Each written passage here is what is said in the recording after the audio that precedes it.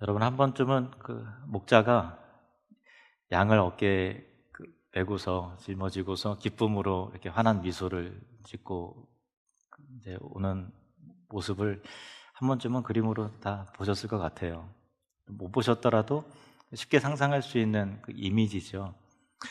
그 수많은 그림이 이 길 잃은 양을 찾아서 어깨에 메고서 돌아오는 이 목자의 그 이미지를 많은 사람들이 그림을 그렸을 정도로 오늘 말씀 가운데 나타난 예수님의 이 비유, 예화는 성경에서 이미지로 전달되는 그 어떤 대표적인 그림 가운데 가장 유명한 것 중에 이게 하나입니다. 성경에 게시된 진리는 크게 이제 창세기부터 요한계시록까지 일관되게 하나님 나라에 관해서 성경은 말하고 있습니다. 하나님의 다스리심과 또 삼위 하나님은 어떠한 분이시며 또 어떻게 당신의 백성들을 또 죄인을 용서하심으로 구원해 내시는가라고 하는 것들을 말씀하고 계신데, 우리가 어떤 사물에 대해서는 그냥 단순하게 정의를 할 수 있겠지만 어떤 인격을 설명하기 위해서는 다양한 어떤 사건과 또 예와 또 설명이 동원되어야만 우리가 그 사람에 대해서 이분은 이런 분이구나 라는 것들을 이해하게 되듯이, 하나님은 무한하시면서 또한 인격자이시기 때문에 하나님을 하나의 명제로, 하나의 정의된 표현으로 설명해내는 것은 사실은 불가능합니다.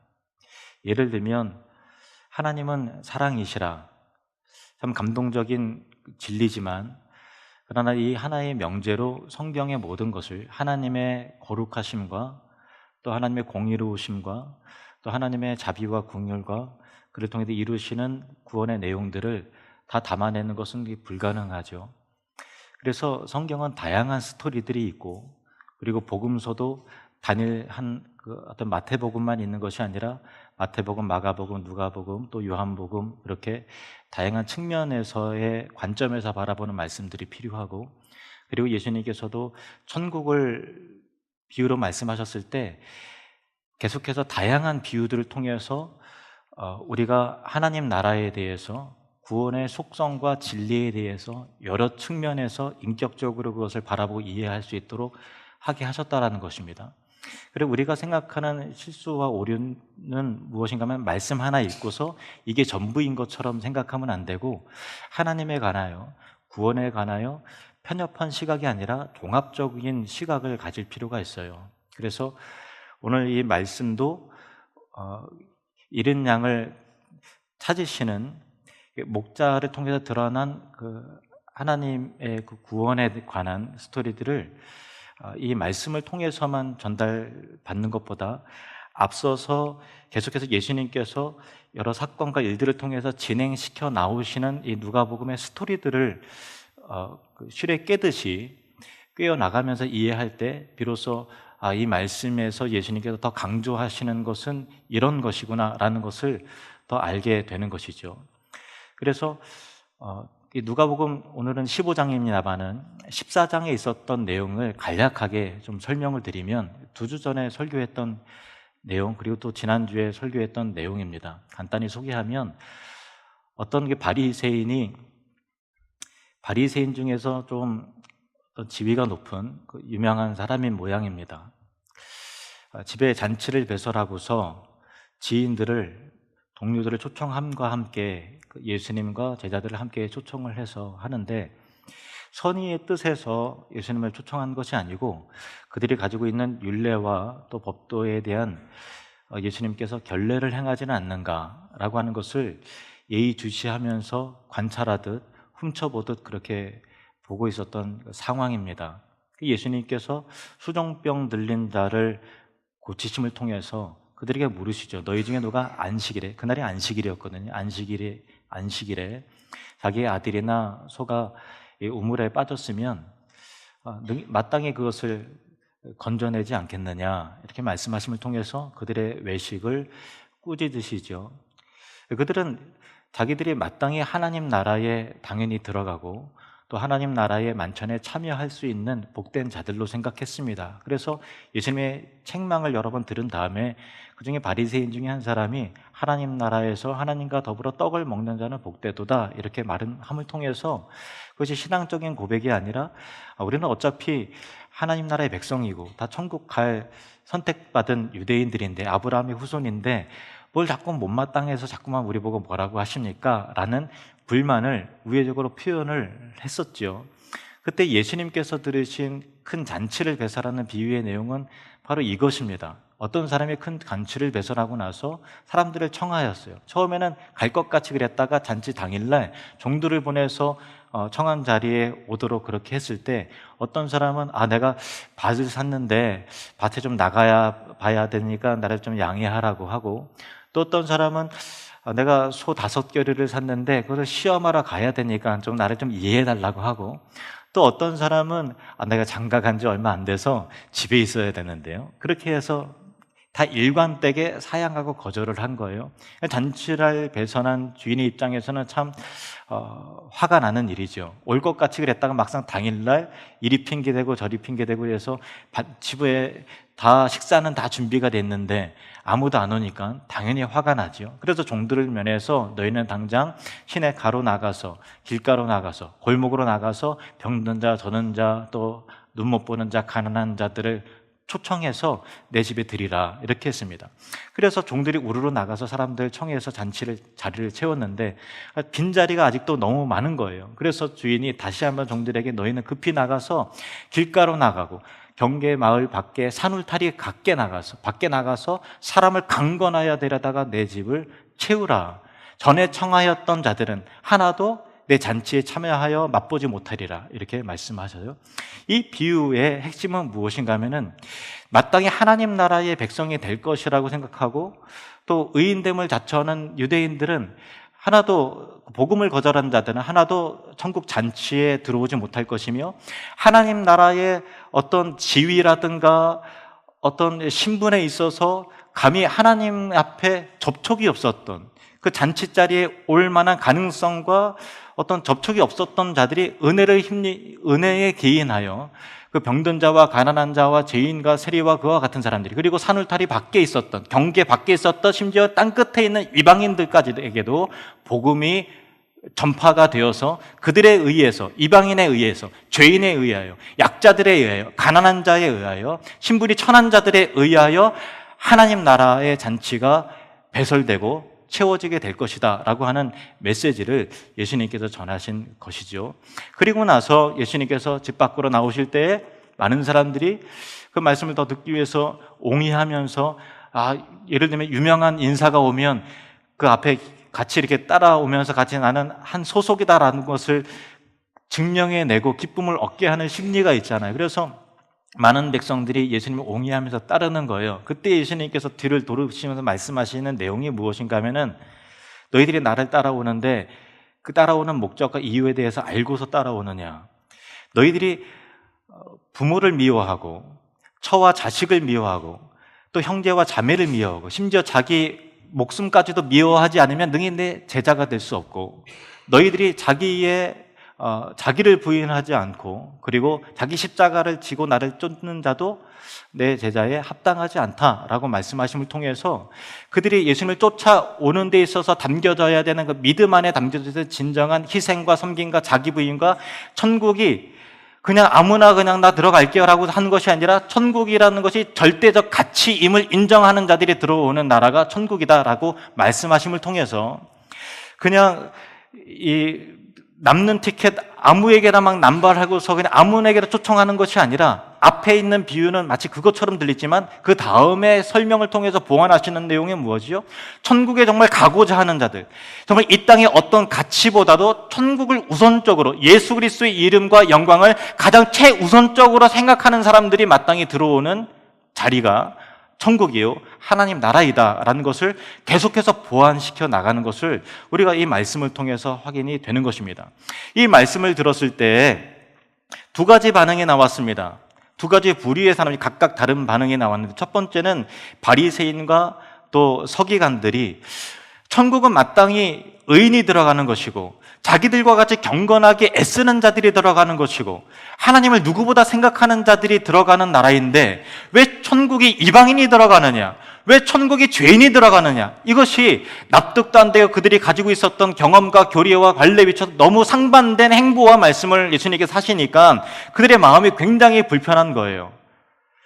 또 반대로 세리와 또 창기와 죄인들은 본인들에게 실패한 자기들에게 하나님의 궁율과 자비와 초청되는 그 천국의 부르심의 메시지가 너무나 달콤하고 매력적이니까 더 예수님의 말씀을 듣기 위해서 가까이 나아오는 것입니다. 이게 예수님께서 상 앞에 세리와 죄인들이 질비하게 앉아있는 것을 보고 바리새인과 또 이 서기관들이 못마땅해서 저가 죄인과 세리와 밥을 같이 먹는다, 이렇게 빈중거리면서 말을 이렇게 하는 거예요. 그때 그 당시에 유대인들의 사고 방식 가운데는 어떤 것이 있는가 하면은 상을 같이 하고 밥을 같이 먹는다라는 것은 같은 친구와 동료와 가족으로 여긴다라는 거예요. 그냥 밥을 같이 먹는다라는 그런 개념이 아니라 나와 같은 동료로 여긴다라고 하는 거죠. 예수님께서 세리와 또 죄인과 같이 상 앞에서 즐거워하는 모습을 볼 때 그들의 마음이 굉장히 불편해서 수근수근 거렸을 때 예수님께서 그들의 수근거림을 아시고 드디어 꺼내놓으신 그 비유 예화가 오늘 읽은 기르는 양을 다시 찾아다가 어깨에 메고 기뻐하는 이 목자의 비유를 말씀하시는 것입니다. 어떤 사람이 100마리의 양이 있는데 한 마리가 말 안 듣는 양이 어디론지 도망갔어요. 없어요. 그래서 그 목자가 99마리의 양을 말 잘 듣는 양이니까 들에 내버려 두고 한 마리를 찾아서 여기저기 타다 다닙니다. 이름을 부르면서 돌돌아 이런 이름을 찾아다니면서 골짜기로 갔다가 가시덤불도 갔다가 또 강도 건너고 어디 미끄러지기도 하고 하면서 간신히 찾고서 그것을 너무 좋아서 어깨에 들쳐 메고 그리고 집에 돌아와서 너무나 기쁜 나머지 친구들을 초청하고 이웃을 초청해서 기쁨의 잔치를 배설해서 내가 잃어버린 양을 내가 찾았다 하면서 즐거워한다라고 하는 그런 메시지예요. 근데 우리는 예수님의 이 비유를 들었을 때 자본주의 사회 속에서 우리가 살아가기 때문에 얼른 이제 우리는 숫자를 너무 먼저 생각해요. 한 마리보다는 아홉 마리가 더 귀하고 또 이렇게 할 텐데 그거를 들여다 버려두고 한 마리를 찾아 나선다라는 게 과연 어떤 의미가 있을까 이렇게 생각을 할 수도 있겠죠. 근데 당시 팔레스타인의 목자들의 세계 그리고 유대인들의 사고방식은 양은 소유의 어떤 부분이 아니고요, 가족과 같은 그런 존재였어요. 가족과 같은 존재였기 때문에 100마리 중에서 한 마리 잃어버렸다, 근데 금전적인 손실이 얼마냐라는 그런 부분이 아니에요. 왜 금전적인 것이 접근이 아닌가 하면은 양 한 마리 찾아왔다고 잔치를 배설하는 이 목자의 심정을 보면은 그가 가지고 있었던 기쁨과 또 양을 데리고 왔고 만났을 때 얻었던 그런 참 그 마음이 어떠했으리라는 것을 충분히 짐작할 수 있죠. 이 말 안 듣는 양이죠. 이 99마리보다 이 양이 더 소중하다는 그런 의미는 아니에요. 정말로 중요한 것은 목자가 그 양에 대해서 어떤 마음을 품느냐라는 것이죠. 순전한 예수 그리스도의 하나님 아버지의 긍휼과 사랑에 기인해서 그렇게 잃은 양을 찾으러 갔다가 발견해서 어깨에 메고 기쁨으로 돌아오는 하나님 아버지의 모습이 예수님께서 말씀하신 이 말씀 가운데 있는 것입니다.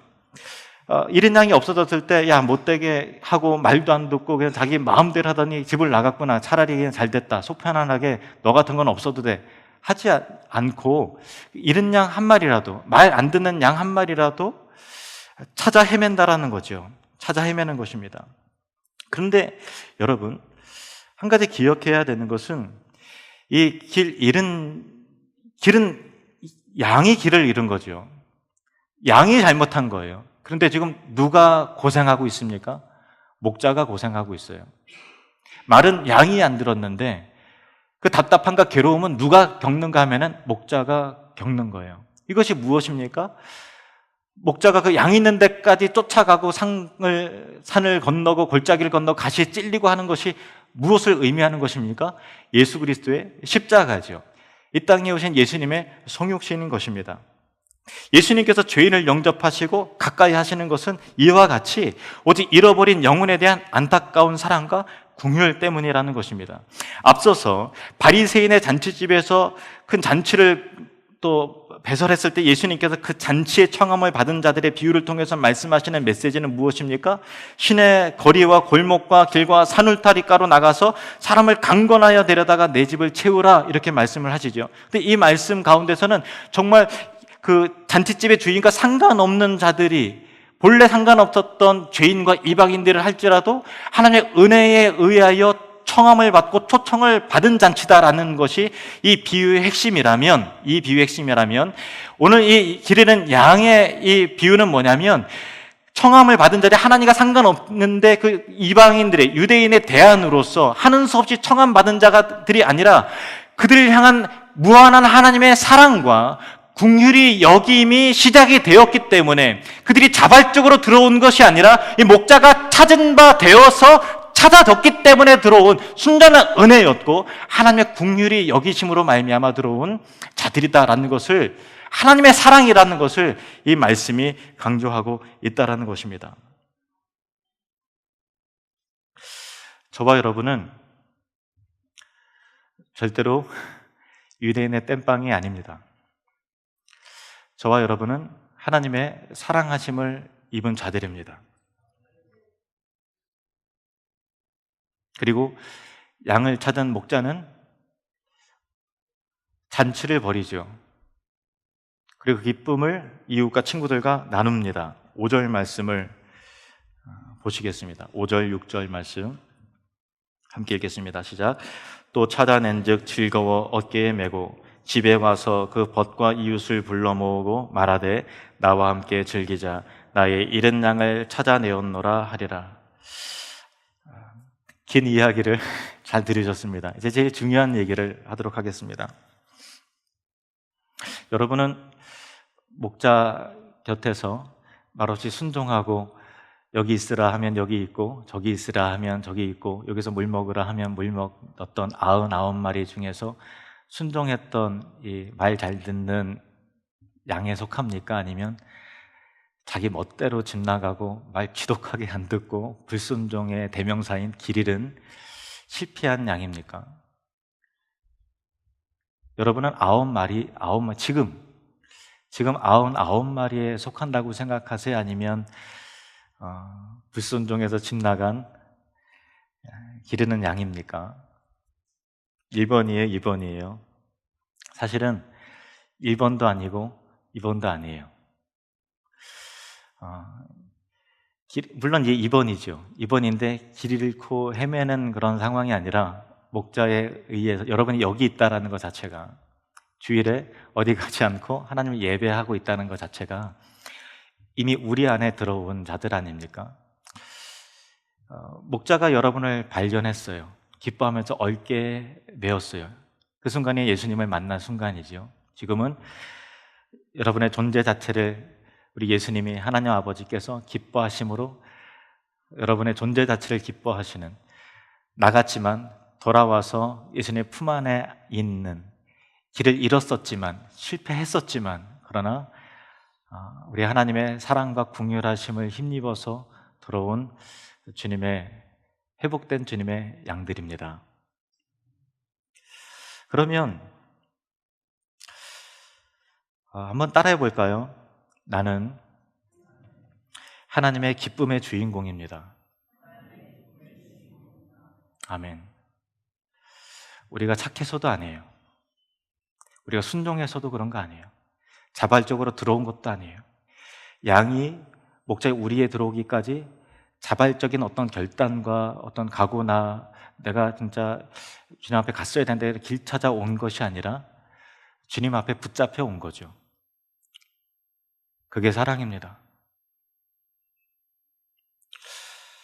참 목자이신 예수님께서 나를 포기하지 않았다라는 것, 적당히 하다가 너는 안 되겠구나 하고서 마음 접지 않으셨다라는 것이 저와 여러분에게서는 얼마나 큰 은혜입니까? 얼마나 감사한 일입니까? 우리 찬송가 277장 이 찬양 부르면서요, 우리를 이 상황에 대입시키면서 이 가사의 의미를 깊게 한번 생각해 보시길 바랍니다. 277장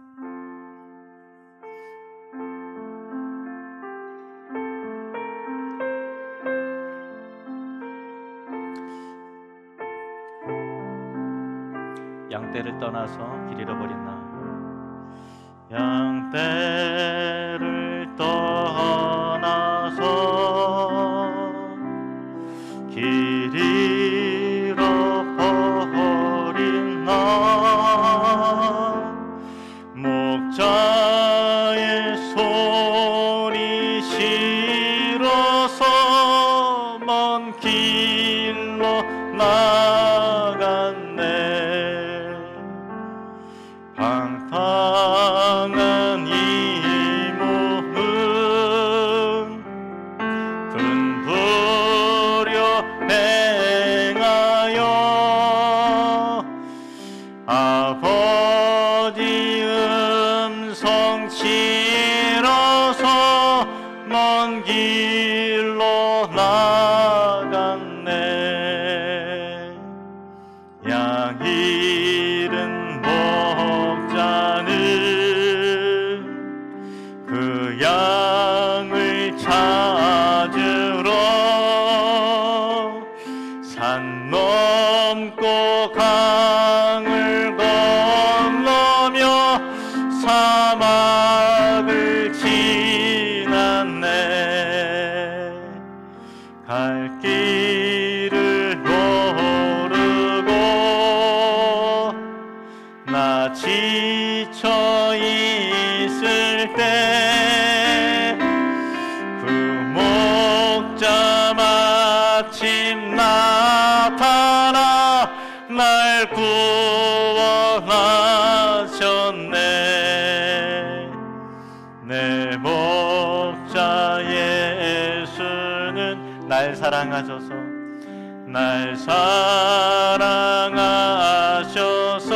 그 피로 나를 씻으사 그 피로 나를 씻으사 온전케 하셨네. 길 잃은 양 찾아 큰 위로 주시고 우리 안에 이끌어 늘 보호하시네. 양떼를 떠나서 맘대로 다녔네. 나 목자 음성 들으며 그 길을 따르리. 나 이제 후로는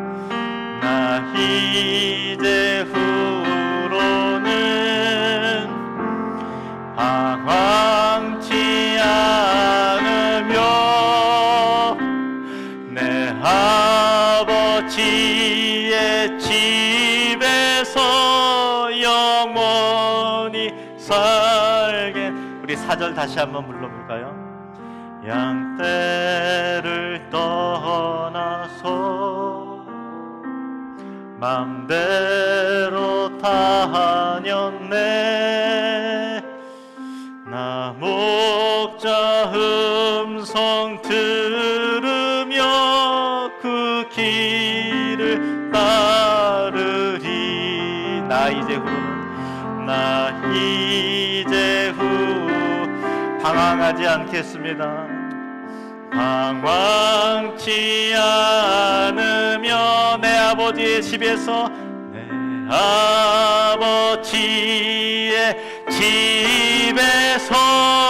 영원히 살겠네. 할렐루야. 여러분이 한 사람 한 사람 돌아오셨을 그 순간, 여러분 그거 아십니까? 하나님 아버지는 춤을 추셨습니다. 우리 예수님은 춤을 추셨습니다.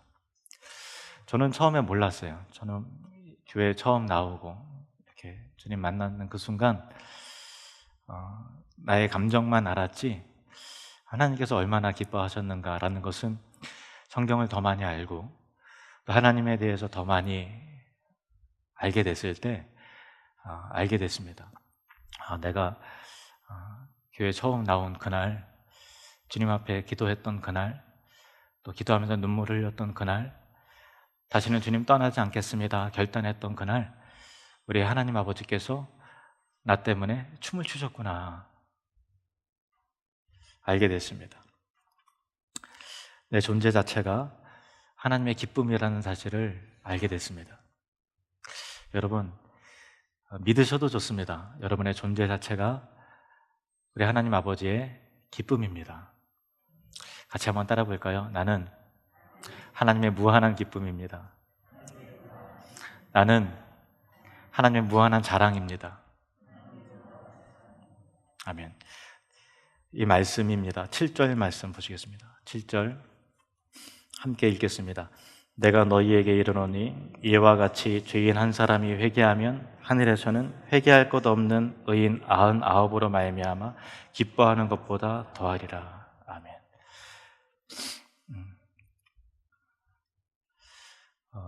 5월 20일 그리고 27일 우리가 사랑나는 축제잖아요. 저는 확신합니다. 우리 하나님 아버지께서 그날 춤추시는 날입니다. 저는 우리가 1000명 이렇게 하고 이렇게 숫자를 말하지만 저는 5명이 와도 정말 상관없고 100명이 와도 상관이 없고 1000명이 와도 상관이 없습니다. 정말 중요한 것은 그 가운데 길 잃어버린 양이 분명히 있기 때문에 그 한 사람만으로도 우리 하나님께서는 충분히 춤을 추실 만한 그 영혼을 향한 무한한 사랑과 기쁨이 있으신 분이라는 것을 저는 믿고 여러분도 그렇게 믿을 줄로 믿습니다.